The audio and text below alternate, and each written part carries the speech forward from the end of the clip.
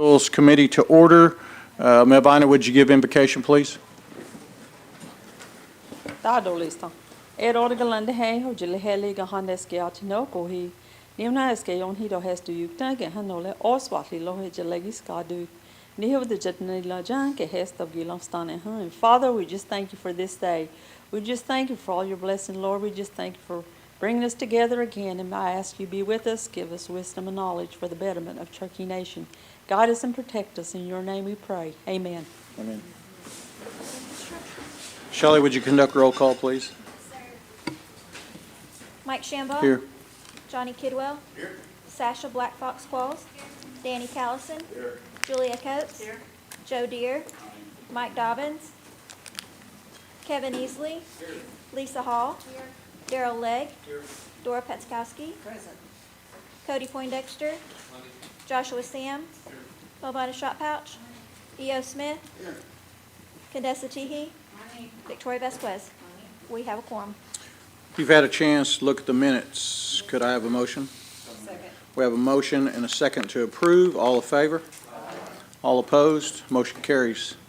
All right, first up from our Marshal Service. I don't know who this guy is, so you might step up there and introduce yourself, and are you even old enough to be out here talking to us, sir? Yes, good morning. I shaved because it's 102 degrees outside, and my wife, when I shaved, I didn't tell her I'd shaved, so when she came home, she says, "Please don't ever do that again." I'm like, that's not fair. I don't know that she doesn't like my face, or I don't know. Maybe she thinks she's married to a younger man. Then she knew. She Then might she be knew. thinking back, hey, That's right. you might have been too young. Probably so. Other than the monthly report that you all have, some of the stuff that we're ramping up on, of course, is a holiday, getting ready for that. The lakes, of course, are picking up. Our dive team had 2 calls this last month in June for, one was a body recovery and one was evidence recovery up in the far northeast of the reservation.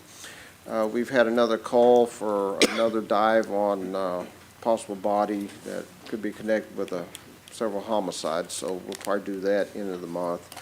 But other than that, if there's any questions, I'm more than happy to answer them today. Anybody have any questions for Marshal Buell? Cody, you're up. This is just my lack of knowledge. What is EDO that on your report when it's Emergency detention order. It's like Okay. if you want to kill yourself or something like that. Okay, I was like, is it emergency dispatch? I don't know what. Yep. That was my question. Okay. Thank you. Anybody else? We got anybody in school getting ready to finish training right now, or are we? So we have one getting ready to go to FLETC. We had 3 that was going to go to FLETC. FLETC reduced their staffing because nobody wants to live in Artesia, New Mexico. I don't know why. So they've reduced their class sizes. When I went to FLETC, we started with 54 cadets, and we graduated 18. So they went from 54. I think they're only putting in 20 in this class this summer. So 2 of ours got kicked out.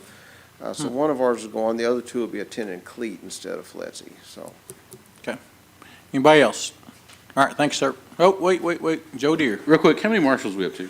So we fluctuated because we're out in the middle of hiring a bunch of people. So I got the exact number this morning before I walked in here. We have 74 to include me. So 73 plus me. And we need how many total, you think? 12 or 13,000, no. Yeah. It's not a question of need. It's a question of being able to hire the right person. Right. You know, a lot of entities, I don't want to give an example of other places around here, but in the early 90s, Miami PD, Miami, Florida, I had a huge hiring phase, and that caused the city of Miami horrible problems because they lowered their standards so much to get so many people on that they were actually hiring criminals. So I wish I'd come in and say we need 400. I can't give you that number. Choctaws have, they're getting close to that 150, 200 officer mark. Chickasaws are rapidly going to break 200 really quick. Creek is headed in that direction. I will tell you that we hire better people here. We just do. I hate to be like that, but our requirements are tougher. our training is tougher, but the quality that we get, I would take one of my marshals over 6 or 7 of another entity's police officers. That's just me. So we've always been able to do more with less here at the Marshal Service. We just have.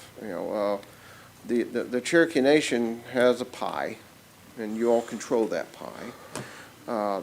To my knowledge, in 24 years, I don't know if the pie is getting bigger. I think the pie is the same size. So if I came in this body and said, I need money for, let's say, 10 more people, well, you have to take that money for those 10 people from services that our community needs. Let's say, an MRI machine or a machine that my mom has to go up to the hospital to have service. She might not get that service because I got another marshal. Or an elder might not get an air conditioning this summer when it's 102 degrees. So we always have to weigh what that is. I can tell you, my men and women at the Marshal Service they're doing God's work. How's that? They're doing really well. We have budget for more, so we're literally, this number changes a lot because we're always in that process. So we've had 2 panels over the past month where HR sends us the panels. HR has been fantastic about getting us panels, getting us people. The first thing you have to do when you come to apply with us is take a physical fitness test. So the last 2 physical fitness tests we've had, not one person passed it. So the problem is, if I lower that standard to let anybody pass, they might not pass FLETC, they might not pass CLEAT, and they definitely can't do the job once they get out on the street. So that's the first phase. After they pass their physical fitness test, they take a written exam. It's several pages long and it's tough, but it's general knowledge stuff. It's, can you do math? Can you problem solve? They have to score a 70 on that. Once they get past that, then they go to what's called a peer or sergeant or lieutenant board, and they're just asked like the top 50 questions in a law enforcement interview. If you Google that, just, if you have anybody who's applying, have them Google that, because that's the questions they'll ask. If they pass that, then they go to my board, which is me and the director and senior director, and then we evaluate, are they a good fit, and are we a good fit for them? Because sometimes we'll get a police officer from another agency that is used to having backup, 30 seconds or a minute away, and they come here where our backup could be minutes, if not an hour. So it's a different mindset to be a marshal than most police officers are used to. So it's a process.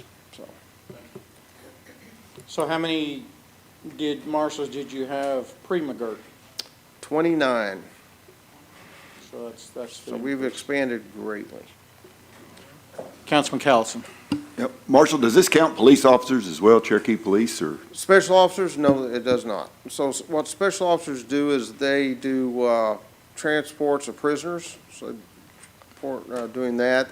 I also have special officers that are probation parole, so they do probation parole, but they're not marshals. So what the difference is, a marshal can take cases all the way through the Fed. We work major case crimes. They're the ones that's going. This last month, if you look, 3 homicides. I mean, that's what we're dealing with post-McGirt, that quite frankly, we might have one every couple of years pre-McGirt just because of the jurisdiction that we cover now.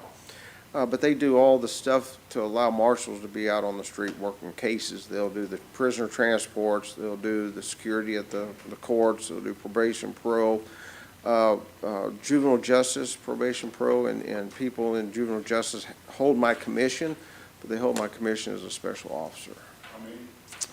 I hate to even throw that out there, probably another 50 of all of the other departments under me, whether it's juvenile justice, probation, parole, the courts, all that, so. Anybody else? Condessa. Moving from a force of 29 and to where we're at now, it's exponential growth.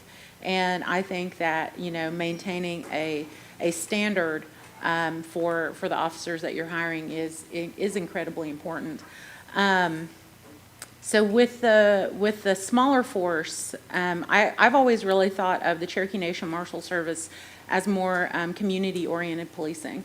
And, it's individuals who they're your neighbors, you know, they live next door to you, they're people you see in Walmart and, you know, at school pickup and drop off, those kinds of things.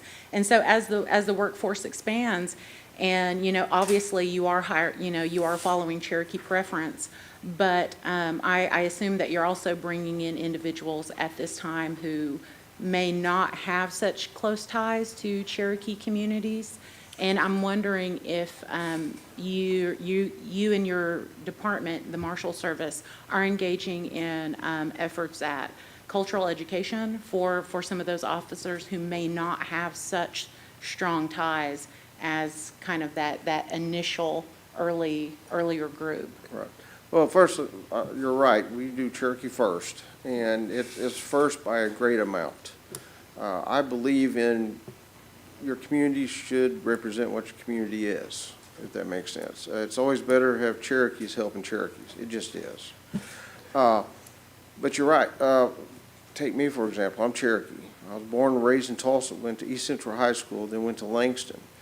I didn't know a lot about what it meant to be Cherokee until I became a marshal, until I came here and learned that. And an FTO I had, his name's Frankie Drefferwater, we still have him. He was my FTO. Now, 24 years later, he is still in our FTO program, and one of his jobs is to get marshals, whether they're Cherokee or not. You know, if you're Cherokee, but you've only born and raised in Tulsa, you might not know. I didn't know what stomp was. I didn't know what those things were. And Frankie showed me that. Another one was L.D. Drywater when he was a marshal. He would show us, and quite frankly, he showed me what it was to be Cherokee. Frankie did. And he's still doing that today. A big part of a new marshal's FTO is getting with Frankie to go to these Indian communities to learn what it is to be Cherokee, whether they're Cherokee or not.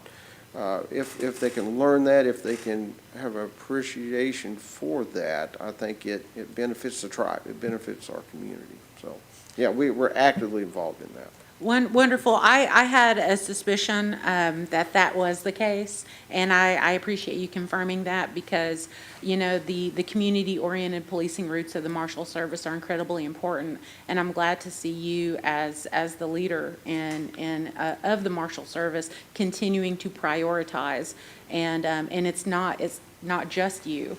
That there's also formal and informal learning that's happening in education. I will tell you, to speak on that, post-McGirt, it was kind of a whiplash moment for us. I mean, one day we didn't have all this, literally the next day, we got everything. So as we had to move up, I'll just be honest, our community stuff had to be pulled back because we got inundated with all these cases.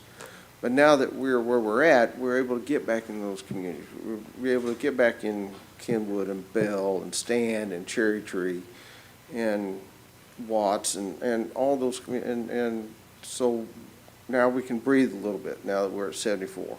Let's breathe, see where we're at as an agency, see where we're at in the hiring standards, see where we're at, you know, just vehicles. Try to find vehicles for, you know, it's things like that. Trying to find ammunition to even supply for these men and women. All that grows at a level that, quite frankly, is unprecedented in Cherokee Nation history, or pretty much the history of the U.S. I have never seen in the U.S. where you had a little piece of jurisdiction one day and the next day you have a huge amount of jurisdiction. It's never happened. So this is something that, you know, will be analyzed literally far after I'm dead. Criminal justice programs around the country will be looking at us. I mean, they look at what we do. We're in I think it's the coolest time to be a marshal. It really is. Mm-hmm. We get a choice here, the Marshal Service, the council, administration, the AG's office. We get a chance to build a program here. We get a chance to build what should we do. We can look at what other agencies have done, what other communities have done, to evaluate, is that good for our community? It's given us, I'll be honest, it's remotivated me. You know, you spend 20 years in an organization, you're like, I gotta go to work today. And I spend nights just researching now. It is very humbling to be at this agency at this time of our history. It's really cool. And there's growing pains, of course. But I would tell you that the young men and women that we've hired post-McGirt, they love this tribe. They love what they do. And please, if you see one out, grab them, talk to them. If you have community stuff, call us.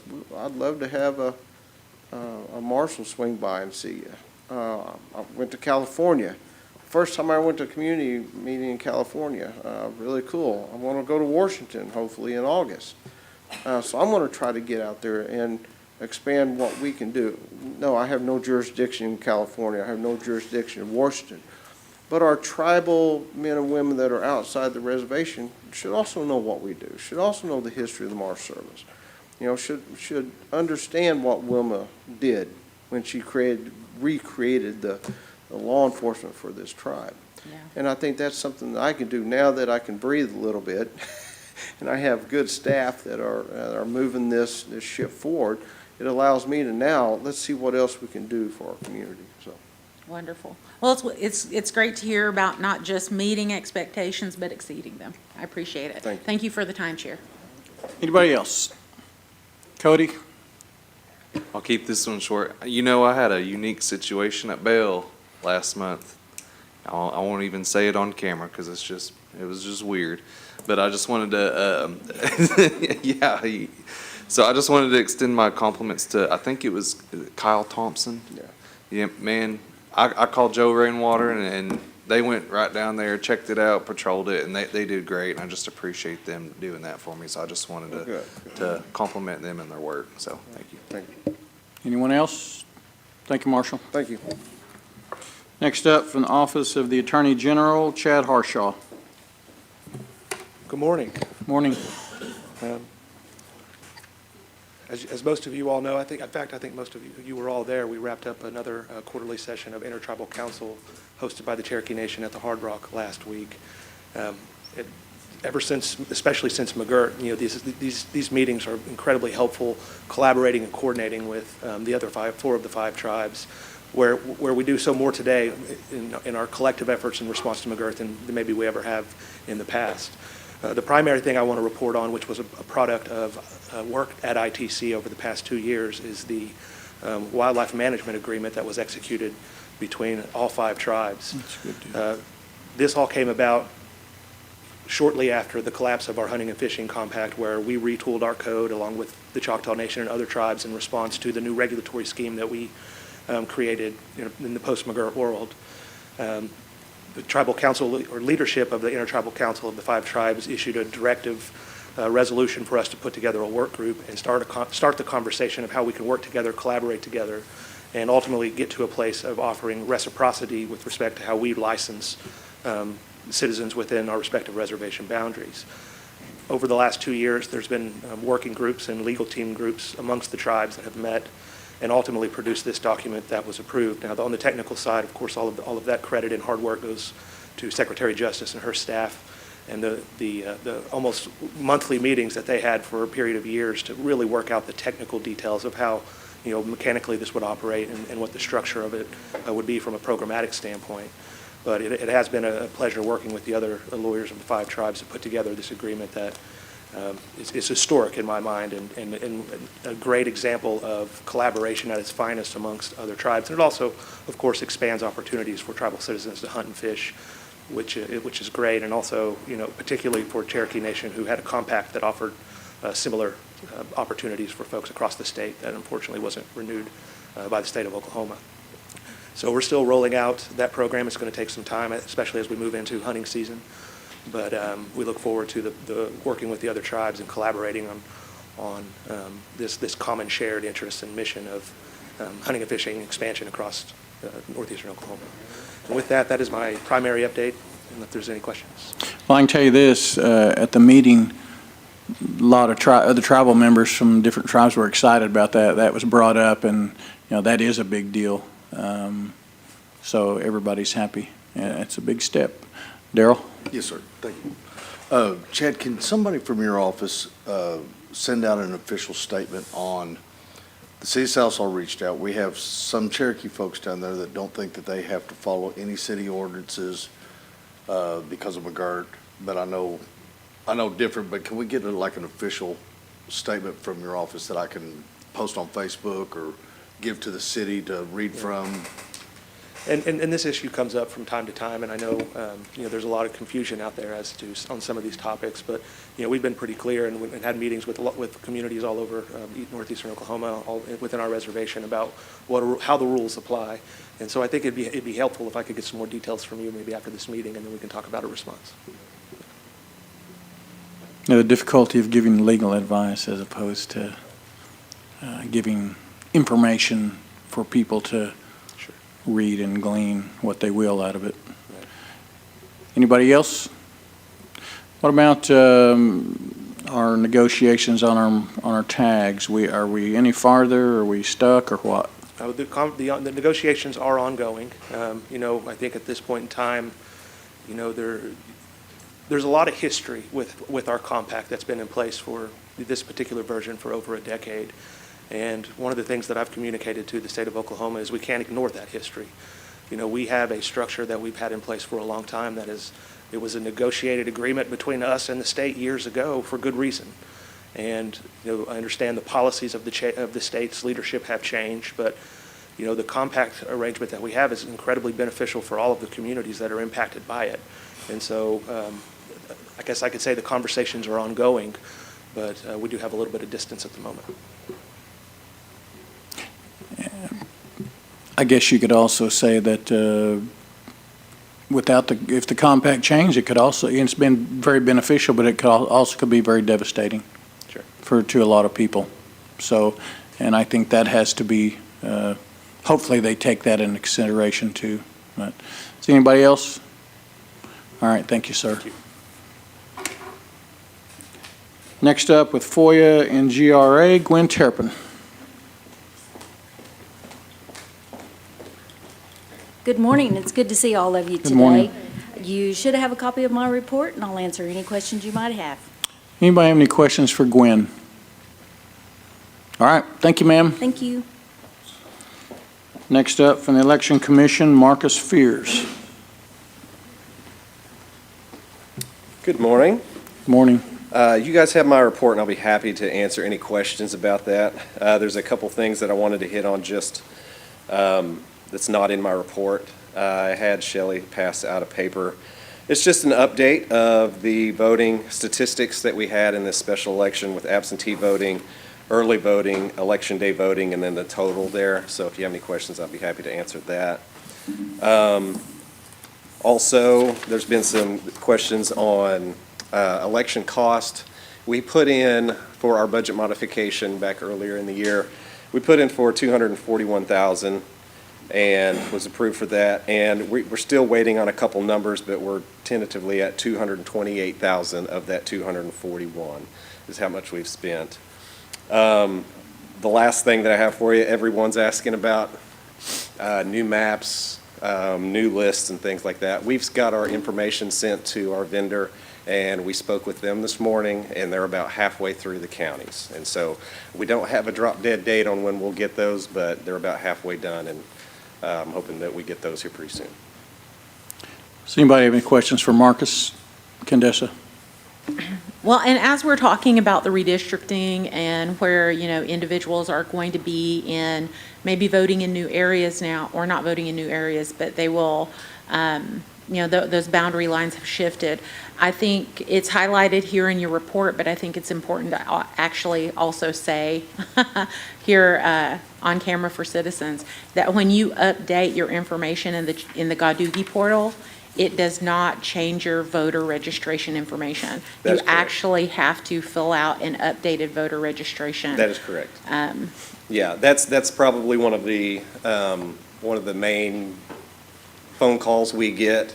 If it's, related to a bad address, and they'll say we updated it in the portal, and it's not connected to our system in any way. So, yeah, and I put that in your report every month, just to let your constituents know that does not update our information. If they move or they have a new 911 or anything like that, that they need to fill out a new voter registration form. Okay, and those voter registration forms can be downloaded from the Election Commission website? Yes, as soon as you And go. also returned electronically, right? Yes, yes. They can return them by email, fax.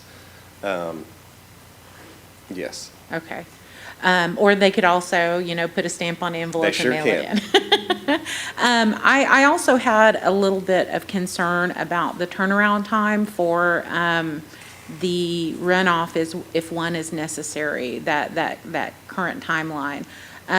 Would you say, well, and that may be a discussion to have maybe offline on, because it looks currently under our election code like there's a really, really tight turnaround on a runoff. There is a tight turnaround between the general and the runoff.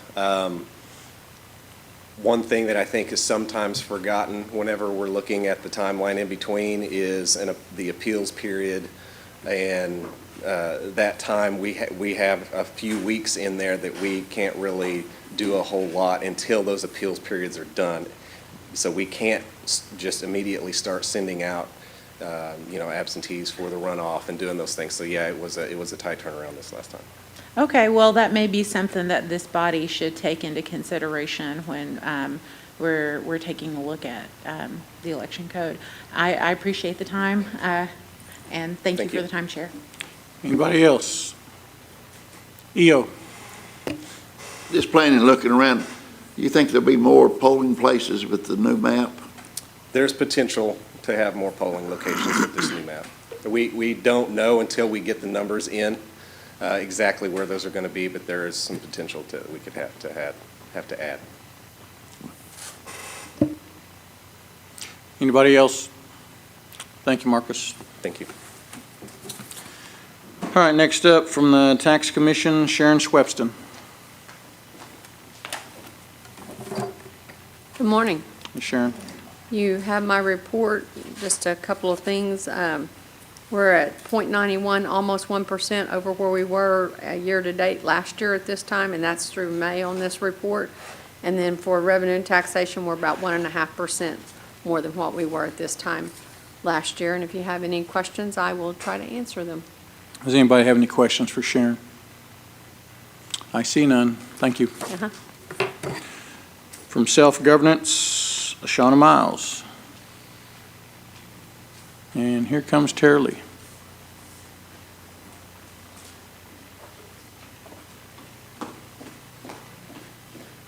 Good afternoon, Speaker. I'm sorry, I'm not sure what's detained Shauna. I'd be happy to take any questions. She also did have a report that was submitted late, and she was going to bring hard copies of that to this meeting, so I'll make sure that you get those today. Apologies. Okay. If anybody has any questions, just forward them to Tara Lee, and we'll find out what's going on. Thank you. If you would, give us let us know why she wasn't here. From the Gaming Commission, Audra Imhoff.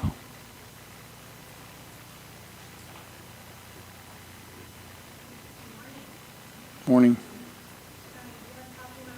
I just wanted to highlight a couple of things on there. Our next commission meeting is Friday, July 26th at the Hard Rock. And Cherokee Nation Gaming Commission will also be holding a staff training for our employees on July 30th at the Chota Center here in Tahlequah. Our training will be to cover mandatory compliance requirements as well as some team building exercises provided by the Human Resources Department. If you have any questions, I'd be happy to answer them. Does anybody have any questions for Audra? All right, thank you, ma'am. Thank you. And lastly, from Human Resources, Samantha Hendricks. Good afternoon, or morning. I guess it is morning. Yep. So, just not much has changed from our previous report a couple of weeks ago, so if you have any questions, I'll be able to answer those. You have my report, so. Does anybody have any questions for Samantha? Councilman Callison. Samantha, have you guys separated your health HR from the tribal HR? And if so, will we be getting a separate report from health, or will that all be under your wing? It still falls under HR, and so we have that team in health that's already set up, so that's all taken care of at this point. And but there'll be two teams, and they'll answer through one department, Human Resources, and it'll all be on one report. And you'll break down, like, how many nurses we're looking to hire and how many doctors we're looking to hire, or it'll just fall through, we're hiring this many people? I seen where you'd hired 97. We did, and So will that be broken down to where we'll know what departments they're being where we are hired with out help. of? Yes, I can do that, absolutely. I can tell you that our positions, since we started in 2022, have decreased in half. So we're starting to see some good progress that direction. Cody? Yes, I have a few constituents having trouble applying online for some job positions. Do I send them your way? Send them, yes, Okay. please, send them my way. Okay. We'll be happy to help them. Anybody else? If you're gonna be around when the meeting's over, Yes, I'd like to speak with you. okay, All thank right, you. thank you. No old business pending, under new business?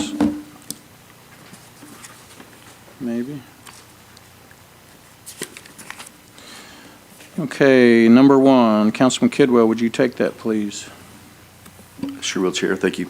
This is an act amending Title 19, Council, Chapter 1, Section 5, and I move for its approval.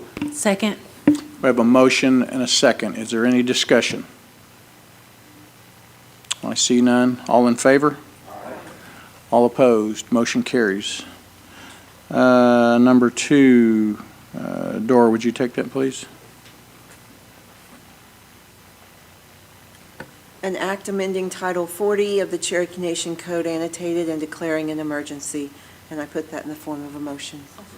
We have a motion and a second. Do we have any discussion?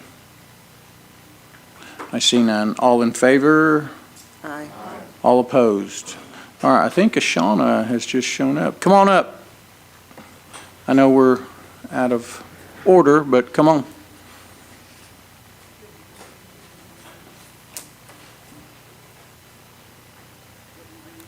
Turn your mic on. Good morning. I Good morning. apologize for my tardiness. Also, I apologize. I have a lot of apologies today.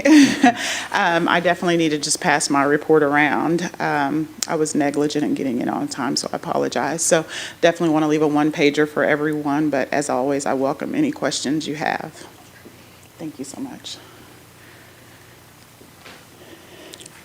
We'll go ahead and get this report before we continue. Yes, and I'll be here. Thank you so much. Just wait there if you would.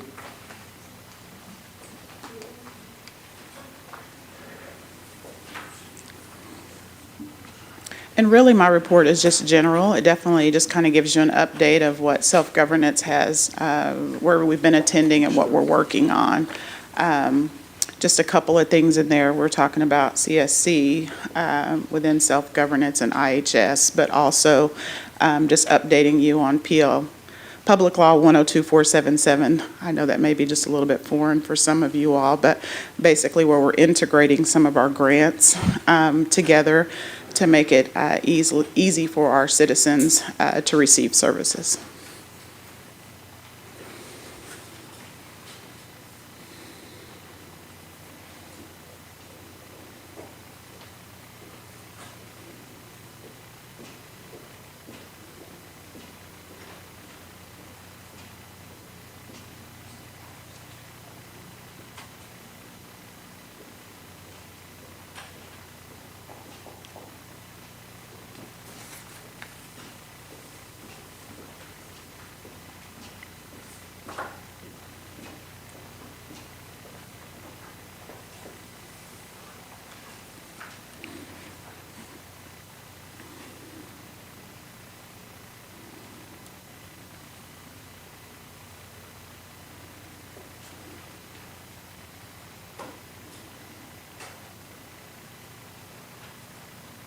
Has everybody had a chance to look over that? Okay. Have any questions? Okay, I think you missed last month, I think. You weren't here last month. In the future, if you're going to miss, get a hold of Tara Lee and let her know that you're not going to be here, so we'll know what's going on, and just keep us in the loop if something comes up where you can't be here, so we can know where to direct our questions. I definitely will do. Thank you so much. All right, thank you. Okay, that brings us to announcements. Are there any? Well, again, just real quick, at the meetings, our legislative lunch went, I think, very, very well. Everybody from the other tribes said it was the best one we've ever had. I think we are becoming closer because we are getting to know each other better. And there was a lot of great discussion on how we can help each other, how we look at how each other do business, and, you know, if there's things that we need to change, we need to change it. Whatever it takes to get better, we can't be too arrogant to say that we do everything the best, because we may not. So, all right, with that, I need one more motion. We have a motion and a second to adjourn. All in favor? All opposed? We're adjourned.